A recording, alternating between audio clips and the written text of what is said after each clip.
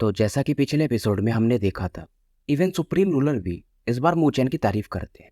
ये सुनकर के स्लीपिंग एम्परर भी हैरान थे कि अगर सुप्रीम रूलर किसी की तारीफ कर रहे हैं मतलब ये बंदा खास तो है।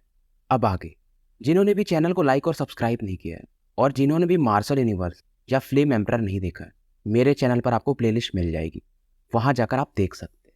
तो इधर कॉन्फ्रेंस लॉ खत्म हो चुका था और नाइन नीदर पैलेस को दिखाया जाता है। नाइन नीदर पैलेस के लोग अब काफी ज्यादा एक्साइटेड थे क्योंकि बहुत दिनों के बाद इन्हें थोड़ी इज्जत मिली थी। इधर मूचेन को दिखाया जाता है जो कि इस दौरान लुवोली को याद कर रहा था। 6 महीने बीत चुके थे जब ये लास्ट लुवोली से मिला था। ये सोच रहा था कि लुवोली के ऊपर कितना ज्यादा बर्डन होगा और जब ये अपने ख्यालों में खोया हुआ था तभी यहाँ पर नाइन नजर आ जाती है और मुस्कुरा के कहती है कि लगता है तुम अपने लवर के बारे में सोच रहे हो, और ये मूचेन को टीज करने लगती है। इस दौरान मूचेन भी इसे थैंक्स बोलता है कि ये सब तुम्हारी वजह से है जो मैं इतना जल्दी जल्दी ग्रो कर पा रहा हूँ। नीदरबर्ड स्माइल करती और कहती मैं तुम्हारी ऐसे ही मदद करती रहूंगी क्योंकि मैंने तुम्हें प्रॉमिस भी तो किया है। मूचेन थोड़ा ज्यादा इमोशनल हो जाता है। नीदरबर्ड तभी कहती है अरे वैसा कुछ नहीं है, ब्लड लाइन बॉन्ड है हमारे बीच में और तुम मारे जाओगे तो मैं भी मारी जाऊंगी, इसलिए मैं ऐसा कर रही हूँ।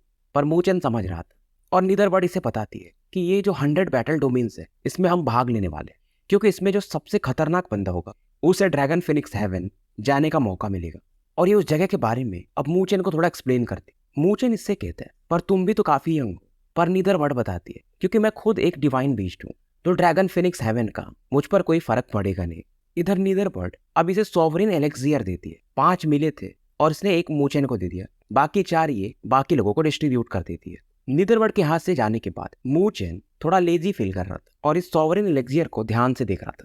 तभी मंडाला आ जाती है और एकदम आलसी आवाज में कहती है बस इस चीज से इतना ज्यादा खुश हो।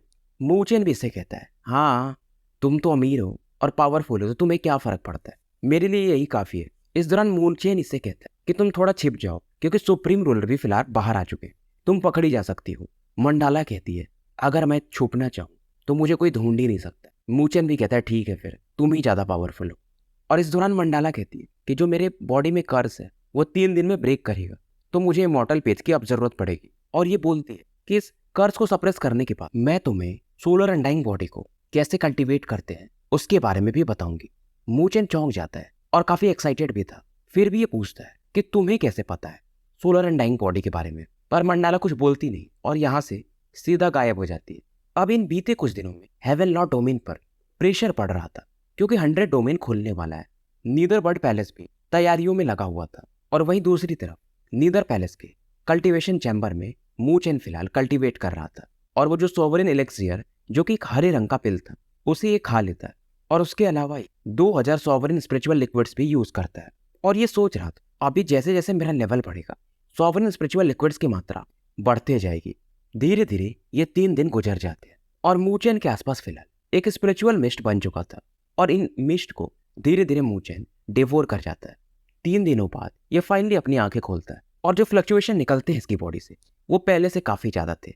मूचेन का फिलहाल ब्रेक थ्रू हो चुका था। इसका सॉवरिन से भी पहले से कहीं ज्यादा पावरफुल था। अब ये सॉवरिन 2 स्टार में पहुंच चुका था। मूचेन बाहर निकलता है और टांग बिंग नीदर ट्रूप वगैरह से बात करता है कि तैयारी कैसे चल रही है। तभी अचानक से इसके आसपास फ्लक्चुएशन होता है और मंडाला फिर से प्रकट हो जाती है और इससे कहती है लगता है तुम ब्रेक थ्रू कर लिए। मूचेन भी थोड़ा सा घुमा फिरा के जलेबी बना के बातें कर ही रहा था। तभी मंडाले से लुक देती और कहती चलो फिर, और मूचेन इसके साथ इधर से निकल जाता है। दोनों नीदर पैलेस से भी बाहर निकलते और यहाँ से काफी दूर एक माउंटेन की तरफ बढ़ने लगते जो कि इनके एरिया में था भी नहीं। मूचेन थोड़ा सा डर रहा था कि हमें कोई भी पावरफुल इंसान डिस्कवर कर सकता है जैसे कि सुप्रीम रूलर, पर ऐसा कुछ होता नहीं है। जहां पर मंडाला इसे लेकर आती है वहां पर एक खतरनाक लेवल का स्पिरिचुअल एरे था और मूचेन इससे पूछता है कि इस एरे को तुमने बनाया। मंडाला कुछ बोलती नहीं है और फिलहाल एक ब्लैक पॉन्ड के अंदर मूचेन को लेकर आती है।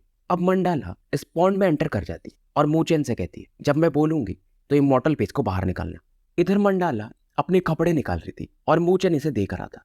तभी मंडाला कहती है अगर जिंदा नहीं रहना चाहते हो तो देख सकते हो। इतना बोलते ही मूचेन तुरंत ही कांपने लगता है और दूसरी तरफ देखने लगता है। इस दौरान ये कुछ बकवास भी कर देता है कि मैं वैसे भी तुम्हें इंटरेस्टेड नहीं। तभी अचानक से एक पावरफुल फोर्स इसे काफी दूर फेंक देता है और ये था अपनी मंडाला का पावर। और फिलहाल मंडाला इस पॉन्ड लेक में एंटर कर चुकी थी और इस दौरान मंडाला की बॉडी से कुछ ब्लैक स्पाइक्स यानी काले रंग के कर्स बाहर आने लगते हैं और ऐसा लग रहा था ये जो कर्स है ये एक जिंदा चीज हो जो उसकी फिजिकल बॉडी को कवर कर रहा था सांप के समान। अब जाके मूचेन को पता चलता है कि ये लड़की कितनी ज्यादा पेन में रही होगी, और हालांकि अभी बस ये इसको सप्रेस ही कर पाएगी, निकाल नहीं पाएगी। और इस कर्ज के कारण ये जो पॉन्ड भी था ऐसा लगता है मानो उबलने लगा हो। पर ये जो पॉन्ड जहां पर था यहाँ पर भी कुछ एंशिएंट मार्क्स बने हुए थे, और ये ब्लैक स्पाइक्स जब मंडाला पर अटैक करने की कोशिश करता है तो ये एंशिएंट मार्क्स इससे फाइट करते हैं। मूचेन देख रहा था, तभी मंडाला चिल्लाती है कि मूचेन इमॉर्टल पेज। मंडाला के मुंह से आवाज भी अब नहीं निकल पा रहा था। मूचेन भी तुरंत ही हैंडसिल्स बनाता है और अपने सॉवरिन सी से एक मिस्टीरियस ब्लैक पेपर बाहर निकाल देता है। पहले तो ये देना नहीं चाहता था, लेकिन फिर भी थोड़ा संकोच करते हुए इमॉर्टल पेज को मंडाला की तरफ उछाल देता है। अब इस ब्लैक पेज में से मंडाला फ्लावर फाइनली बाहर निकलता है और वो जो ब्लैक स्पाइक्स थे उन्हें सप्रेस करने लगता है। हालांकि ये ब्लैक स्पाइक भी शुरुआत में हार तो नहीं मान रहा था, पर मंडाला फ्लावर के कारण धीरे धीरे ये सप्रेस होना शुरू हो जाता है। मंडाला भी अब धीरे धीरे रिलैक्स हो जाती है। ये कर्स धीरे धीरे बस इसके पैर तक बचता है, पर बीच बीच में कभी कभी ये जो कर्स थे इसके थ्रोट तक फिर से अटैक कर देते थे। और जब ही एक स्पाइक इसके थ्रोट पर अटैक कर रहा था, मंडाला सोचती क्या करना है, तभी इधर अचानक से मूचेन इसके सामने प्रकट होता है और उस स्पाइक को पकड़ लेता है। पकड़ तो ये लेता है, पर अपने पाम में ये भी एक पेन फील करता है और पलक झपकते ही इसे उसको छोड़ना पड़ता है। हालांकि इस दौरान मंडाला फ्लावर उससे भी सप्रेस कर देता है। इधर मूचेन ये थोड़ा सा अनईजी फील करता है और पॉन्ड में गिर जाता है। और क्योंकि पॉन्ड में ये ब्लैक स्पाइक्स फैले हुए थे, तभी मंडाला चिल्लाती है कि यहाँ से निकलो, मरना अगर नहीं चाहते हो तो। मूचेन कहता है कि मैं तुम्हारी मदद कर रहा था। मंडाला चिल्लाती है कि अगर इमॉर्टल पीस नहीं होता तुम्हारे पास तो कब के मर चुके होते। मूचेन भी इस दौरान अपने पाम पर देखता और इसे वहां पर एक ब्लैक मार्क दिखाई देता है। हालांकि ब्लैक मार्क को वो पर्पल लाइट अब धीरे धीरे खत्म कर रही थी। इसके तो पसीने छूटने लगते हैं और ये तुरंत ही बाहर भाग जाता है। धीरे धीरे ये कर्ज भी सप्रेस हो जाता है और मंडाला रिकवर कर जाती है और मूचेन को थैंक्स बोलती है और कहती है क्योंकि तुमने मेरी मदद की तो मैं तुम्हें अब अनडाइंग बॉडी का एक सीक्रेट टेक्निक बताती हूँ। और ये बताना शुरू करती है। वैसे तो ये अनडाइंग बॉडी जो 99 सेलेस्टियल बॉडी है टॉप की उनमें नहीं है, लेकिन इसकी मदद से तुम प्रीमोर्डियल इमॉर्टल बॉडी को कल्टीवेट कर सकते हो, जो कि टॉप 5 में तो होगा। और फिर भी ये जो तुम्हारी फिलहाल की अनडाइंग बॉडी है ये टॉप 30 में आराम से आ जाएगी। इस दौरान ये जो टॉप 5 प्राइमल सेलेस्टियल बॉडी है उनके बारे में मूचेन को बताती है। और उसके बाद ये बताती है वैसे तो तुमने अनडाइंग बॉडी को कल्टीवेट कर लिया है, पर इसके टेक्निक्स को मास्टर करना इतना आसान नहीं है। और उसके बाद ये सॉवरिन एबिलिटी के बारे में मूचेन से पूछती है। मूचेन भी बताता है कि जैसा मैंने सुना है सॉवरिन सेलेस्टियल बॉडी जिसके पास होता है वो कुछ टेक्निक्स यूज कर सकता है जिससे हम सॉवरिन एबिलिटीज कहते हैं। और तभी मन में इसके एक सवाल आता है कि मतलब मेरी अनडाइंग बॉडी का भी सॉवरिन एबिलिटी है जिसको तुम सीक्रेट टेक्निक कह रही थी। मंडाला बताती है कि the great solar undying body का जो टेक्निक है उसे हम कहते हैं 9 सोलर एनर्जी। क्योंकि मूचेन जब अनडाइंग बॉडी को रिफाइन कर रहा था तो इसने 9 सन्स डिवाइन लिंगजी को यूज किया था। और अगर इससे अच्छे से नर्चर किया जाए और कैटेलाइज किया जाए तो हम 9 सोलर क्रिस्टल बना सकते हैं और तुम इसकी मदद से हेवेंस को भी सप्रेस कर सकते हो। और अब मूचेन भी अपने अनडाइंग बॉडी में उन 9 जोन्स को डिस्कवर करता है। फ्लक्चुएशन भी ये फील कर सकता था। अब इसे समझ में आता है अच्छा तो ये है 9 सोलर क्रिस्टल्स। अब ये पूछने वाला था कि मैं इन्हें कैटेलाइज कैसे करूंगा। मंडाला कहती तुम अपनी स्पिरिचुअल एनर्जी की मदद से इसे कैटेलाइज कर सकते हो। हाँ, लेकिन तुम्हारी स्पिरिचुअल एनर्जी उतनी है नहीं, तो अगर तुम्हें एक क्रिस्टल को कैटेलाइज करना है तो कम से कम 50 से 60 हजार सॉवरिन स्पिरिचुअल लिक्विड्स लगेंगे। मूचेन सोचता है 50 से 60 हजार मतलब मुझे खुद को बेचना पड़ जाएगा। मंडाला देख करके इसे हंस रही थी और फिर ये कहती है क्योंकि तुमने मेरा मदद किया है तो ठीक है, फिर मैं तुम्हारे लिए तुम्हारी मदद कर देती हूँ पहला क्रिस्टल को कैटेलाइज करने में। और मूचेन कहता कि तुम मेरी मदद कर रही हो, तुम सच में एक हीरोइन हो। मंडाला इसे लुक देती है और फाइनली मूचेन अब अपने अनडाइंग बॉडी को रिलीज करता है। और मूचेन के फोरहेड यानी कि अनडाइंग बॉडी के फोरहेड पर एक क्रिस्टल था और वहां पर गजब ही मात्रा में स्पिरिचुअल एनर्जी फोकस थी। और वहां पर मंडाला अपनी एनर्जी को भेज देती है, पर मूचेन तुरंत ही उसे फील करके देखता है और कहता है अभी तो ये कैटेलाइज नहीं हुआ है। मंडाला भी कहती है इतना आसान थोड़ी है, मैं धीरे धीरे उसको कैटेलाइज कर दूंगी। मैंने वहां पर एनर्जी भेज दी है और समय के साथ वो कैटेलाइज हो जाएगा। और ये बताती है कि फिलहाल जो तुम्हारा स्ट्रेंथ है उसके हिसाब से तुम 3 सोलर क्रिस्टल यूज कर पाओगे, उससे ज्यादा यूज किए तो तुम्हारी अनडाइंग बॉडी भी फट सकती है। और उसके बाद मूचेन इससे पूछता है फिर से कि तुम्हें अनडाइंग बॉडी के बारे में इतना कैसे पता है। मंडाला थोड़ी देर शांत रहती है और फिर बोलती है कि तुम अकेले नहीं हो जिसने अनडाइंग बॉडी को इस दुनिया में रिफाइन किया है। मूचेन चौंक जाता है, क्या तुमने भी किया है? मंडाला कहती है नहीं, बट मैंने कुछ लोगों को देखा है, खास करके एक बंदे को। इस दौरान मंडाला इससे कहती कि तुमने ये अनडाइंग बॉडी किस मकसद के लिए रिफाइन किया। मूचेन बोलता है प्रिमोर्डियल इमॉर्टल बॉडी। मंडाला कहती वो तो ठीक है, लेकिन प्रिमोर्डियल इमॉर्टल बॉडी पाने के लिए काफी मेहनत करना पड़ेगा। इस दौरान मूचेन इससे बाकी जो 4 और प्राइमल सेलेस्टियल बॉडी है उनके बारे में भी पूछता है कि वो भी उतनी ही खतरनाक है। मंडाला इसको समझा रही थी कि अगर प्रिमोर्डियल बॉडी तो ऑब्वियसली खतरनाक तो रहेगा। फिर ये मन में सोचती है कि इस बंदे के अंदर गट्स तो है। अब ये बाहर जाने लगती है और कहती है क्योंकि डोमेन वॉर 100 डोमेन वॉर शुरू होने वाला है, तो तैयार रहना और अपनी इस अनडाइंग बॉडी को वेस्ट मत कर देना, मारे मत जाना। इधर मूचेन वगैरह बाहर आ जाते हैं और फिलहाल नाइन नीदर पैलेस को दिखाया जाता है। नाइन नीदर पैलेस में इन लोगों के पास एक कॉम्प्लिकेटेड मैप था और मूचेन नाइन नीदर बातें कर रहे थे कि बैटल काफी कॉम्प्लेक्स होने वाला है। इस दौरान टांगबिंग पूछ रही थी कि हमें किस साइड से अटैक करना है, तो इन्हें बताया जाता है कि हमें फिलहाल डेमोनिक लाइटनिंग सेक्ट की तरफ से अटैक करना है और वहां के जो सेक्ट मास्टर है उनका नाम है किन टियानगांग और उनका स्ट्रेंथ सॉवरेन 5 स्टार पर बहुत पहले पहुंच चुका था। तो क्या यह सही रहेगा, कुछ लोग कहते हैं, पर नाइन नीदर कहती है टेंशन मत लो, रिस्क बड़ा है तो रिवार्ड भी बड़ा ही होगा। और ये खुद कहती है कि टियानगांग से मैं खुद फाइट करूंगी और हम कल मूव कर रहे हैं। तो ये जो कमांडर्स वगैरह थे किन यान सान वगैरह को तैयार रहने के लिए कहती है। अब मूचेन जब सभी चले जाते हैं तो नाइन नीदर से पूछता है कि तुमने डेमन लाइटनिंग को क्यों चुना। तो ये बताती है मेरा मेन मकसद है वहां पर एक डेमोनिक लाइटनिंग पूल है और वहां पर काफी खतरनाक लेवल लाइटनिंग पावर है जिसे कि हम डेमोनिक अर्थ लाइटनिंग कहते हैं, और उससे भी एक पावरफुल लाइट एनर्जी होती है जिससे हम कहते हैं नीदर डेमन हार्ट लाइटनिंग, जो कि ये जो ब्लैक लाइटनिंग तुमने अभी तक कल्टीवेट किया है उससे कहीं ज्यादा पावरफुल होता है। मूचेन नाइन नीदर की तरफ देखता है और कहता है तुम्हें चाहिए क्या वो। नाइन नीदर कहती नहीं, वो तुम्हें चाहिए क्योंकि तुम्हें जो टेक्निक कल्टीवेट करनी है 9 ड्रैगन्स एंड एलिफेंट आर्ट। हालांकि तुम्हारे पास लाइटनिंग गॉड फिजिक है, लाइटनिंग एनर्जी है, पर वो लाइटनिंग एनर्जी उसे कल्टीवेट करने के लिए काफी नहीं है। जैसे कि तुम्हारे पास एक फायर एट्रीब्यूट है अनडाइंग फ्लेम्स वाला जो कि काफी स्ट्रॉन्ग है, वैसे ये जो डेमन हार्ट लाइटनिंग है वो उसके बराबर है। और जब तक तुम्हारे पास 2 एट्रीब्यूट नहीं रहेंगे तुम उस 9 ड्रैगन और एलिफेंट आर्ट को कल्टीवेट कैसे कर पाओगे। मूचेन को लगा नहीं था कि नाइन नीदर इसके बारे में इतना ज्यादा सोचती है और ये इसे मना भी करता है कि फालतू में रिस्क क्यों लेना। मूचेन धीरे धीरे इसकी बात मान जाता है। अब अगले दिन की सुबह हो जाती है और हेवेंस लॉ डोमेन में जो टेलीपोर्टेशन एरे था उसे दिखाया जाता है।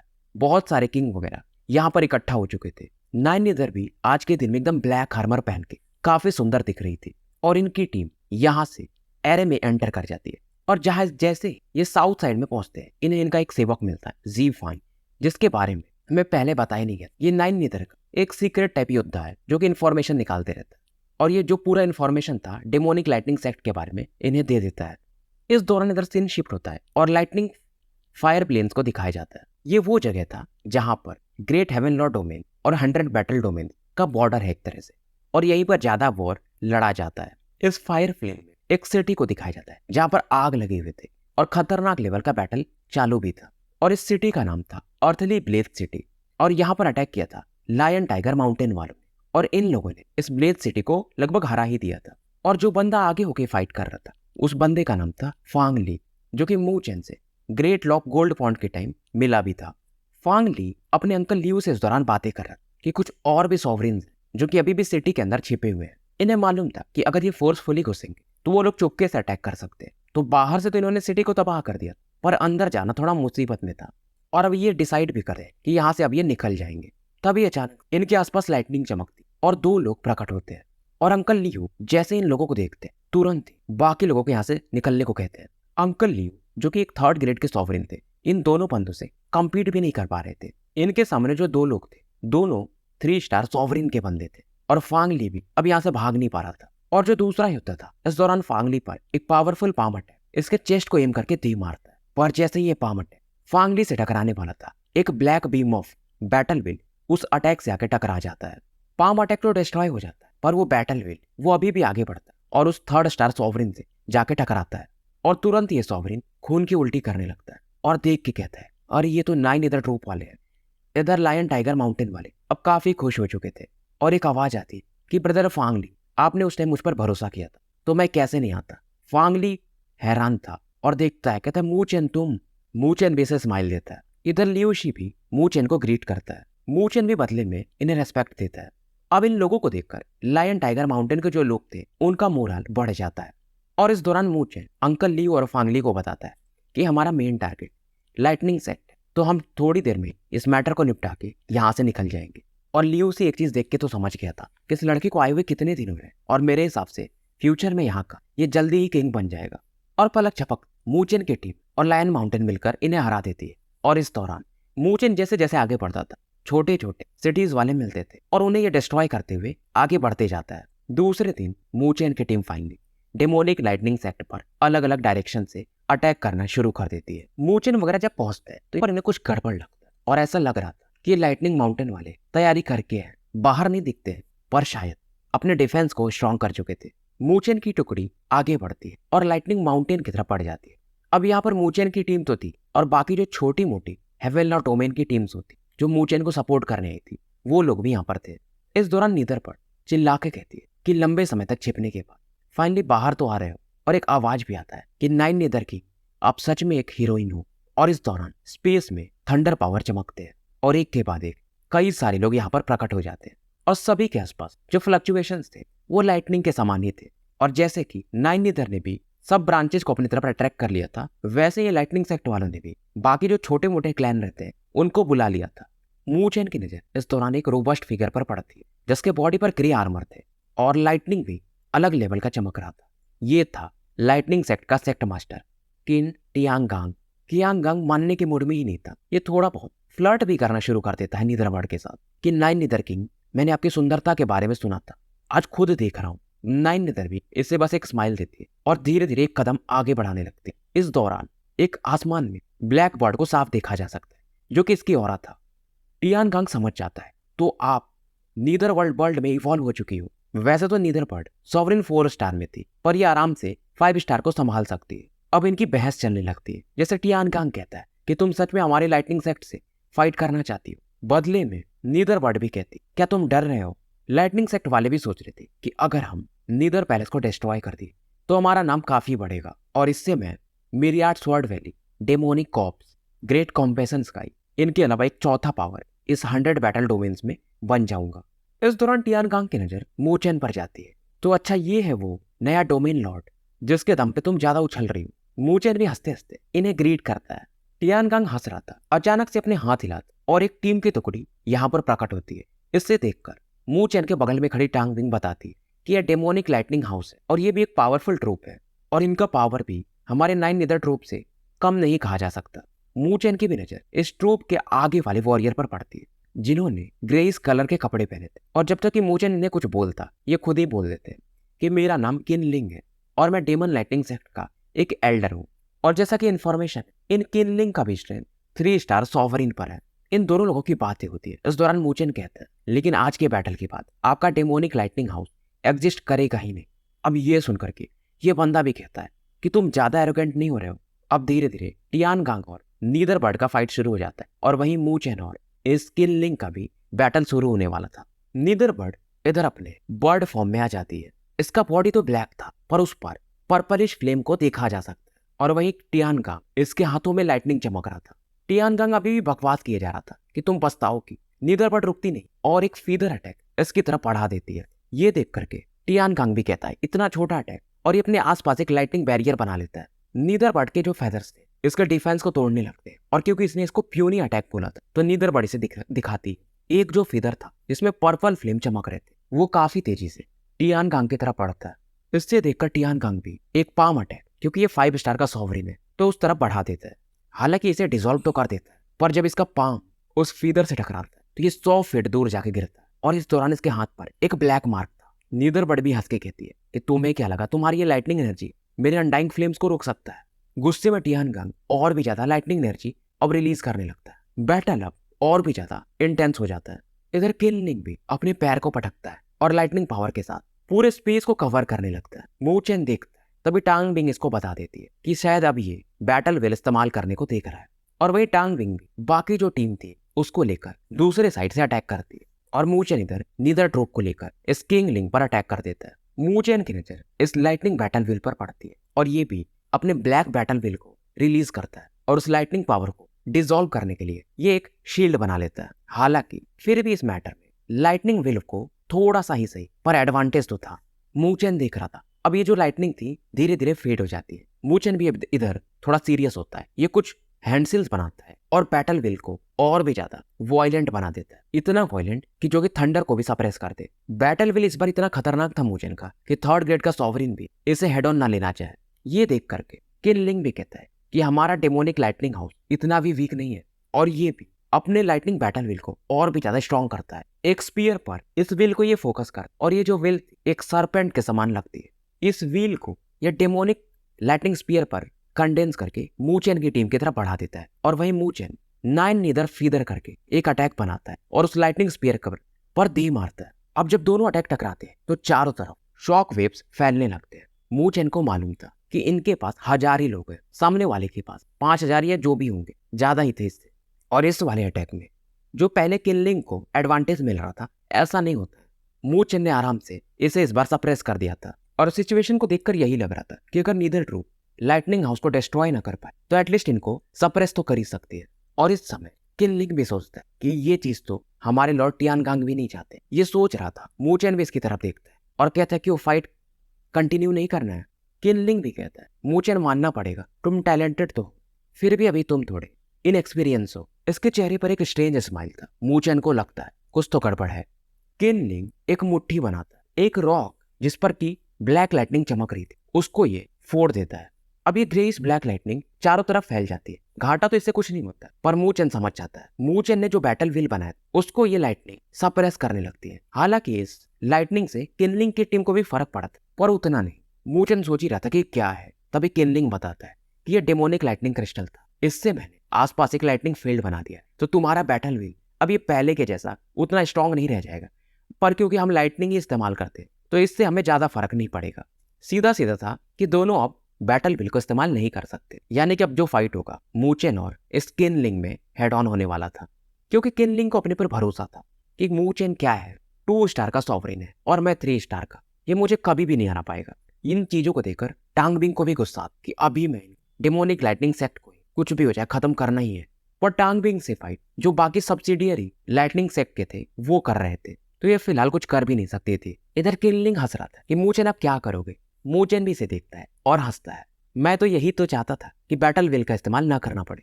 ये सुन करके किनलिंग भी सोचने लगता है कि ये बंदा पागल है क्या। मूचेन को भी पहले से पता कि बैटल व्हील के दम पर शायद मैं इस बैटल को जीत नहीं पाऊंगा, बराबर पर ही लड़ पाऊंगा, क्योंकि आसपास का एरिया यानी टरेन जो था वो लाइटनिंग का था। तो नेचुरली किनलिंग का जो बैटल व्हील था वो स्ट्रांग तो रहेगा ही, पर अब जो बैटल है वो हेड ऑन है, तो मैं कुछ कर सकता हूँ। किनलिंग इधर स्माइल करता है और अपने डेमोनिक लाइटनिंग फिजिक को रिलीज कर देता है और काफी तेजी से मूचेन पर अटैक करने के लिए बढ़ता है। और इस दौरान ये कहता है कि मूचेन, जितना मुझे समझ में आ रहा है, तुम्हारे बॉडी में भी मैं लाइटनिंग एनर्जी को फील कर सकता हूँ, मतलब तुमने भी एक लाइटनिंग एट्रीब्यूट डिवाइन आर्ट को प्रैक्टिस किया होगा। मूचेन भी इधर हैंडसिल्स बनाता है और फाइनली अपने लाइटनिंग गॉड फिजिक को रिलीज कर देता है। और जब किनलिंग इस सीन को देखता है तो ये भी चौंक जाता है कि इस प्रकार का फिजिकल बॉडी इसके पास है, पर ये ज्यादा सोचता नहीं है और मूचेन पर एक पावरफुल पाम अटैक बढ़ा देता है। मूचेन भी इधर काफी तेजी से बढ़ता है और एक फिस्ट अटैक मैक्सिमम तक खुद को पुश करे इस पाम अटैक की तरफ ये भी दे मारता है। अब एक के बाद एक,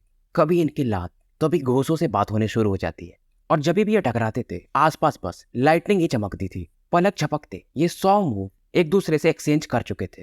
एक अटैक के दौरान मूचेन भी 100 फीट पीछे आके कैसे भी अपनी बॉडी को स्टेबलाइज करता है और किनलिंग 10-12 कदम ही पीछे जाता है। पर फिर भी ये मूचेन की तरफ एकदम डार्क लुक दे रहा था कि ये बंदा इतना स्ट्रांग कैसे हो सकता है, खास करके इसकी फिजिकल बॉडी। मैंने अपने डेमोनिक लाइटनिंग फिजिक 10 साल प्रैक्टिस किया है लाइटनिंग अबिस में, पर इस बंदे की फिजिकल बॉडी मुझसे कमजोर नहीं है। अब ये सोचता है कि ऐसे तो काम नहीं बनेगा। ये तुरंत ही अपने डेमोनिक लाइटनिंग सेलेस्टियल बॉडी को रिलीज कर देता है। हाथ में इसके लाइटनिंग तार था, या हम जिसे विप कहते हैं, ये मूचेन की तरफ चला के मारता है। पर जैसे वो लाइटनिंग विप मूचेन को टच करती है, मूचेन वहां से गायब हो चुका था। वो मूचेन का एक आफ्टर इमेज था और अचानक से किनलिंग के पीछे का स्पेस खुलता है और मूचेन प्रकट होता है और अपने मेरू पिलर से इसके सेलेस्टियल बॉडी पर एक अटैक कर देता है। पर किनलिंग भी थोड़ा फास्ट था, ये तुरंत ही अपने लाइटनिंग विप को पीछे खींचता है और उस मेरू पिलर पर एक हेड ऑन अटैक दे मारता है। हालांकि इस दौरान किनलिंग सप्रेस हो जाता है, पर ये काफी खुश था कि ये जो वेपन है मेरू पिलर को ये देखकर कहता है ये मुझे चाहिए। मूचेन भी हंसता है, लेकिन उसके पहले ये तुम्हें तो पहले जिंदा तो रहना पड़ेगा। और अब मूचेन भी मानता नहीं है और ये अपने अनडाइंग बॉडी को फाइनली रिलीज कर देता है। मेरू पिलर पर ये जो मूचेन की गोल्ड बॉडी इससे थोड़ा बहुत गोल्डन पावर चाहता और इसे ये फिर से उस सेलेस्टियल बॉडी पर चला के मारता है। अब इस अटैक के बदले किनलिंग भी demonic lightning mountain lifting hand चला देता है। दोनों के अटैक टकराते और पूरा स्पेस ही इस समय एक तरह से हिल रहा था। बैटल अब अपने पीक पर था। हालांकि इस दौरान जब भी एक दूसरे के अटैक होते थे, किनलिंग का चेहरा अब धीरे धीरे अगली हो रहा था। इसे पता चल रहा था कि वो जो अनडाइंग बॉडी है, नाम तो इसे भी नहीं पता, वो ज्यादा ही स्ट्रांग है। और जो भी इसके अटैक रहते थे, मू चैन आराम से उन्हें डिसॉल्व कर देता था। जो भी लोग इस बैटल को देख रहे थे, उन्हें विश्वास नहीं हो रहा कि एक 3 स्टार के सॉवरेन को एक 2 स्टार का सॉवरेन सप्रेस कैसे कर सकता है। मू चैन हंस रहा था। फिर भी अब किनलिंग यह हार मानने को तैयार नहीं था। ये भी कहता है, इतना जल्दी मत खुश हो। मू चैन की जो ये अनडाइंग बॉडी थी, एक ग्रेट बुद्धा के समान लग रही थी।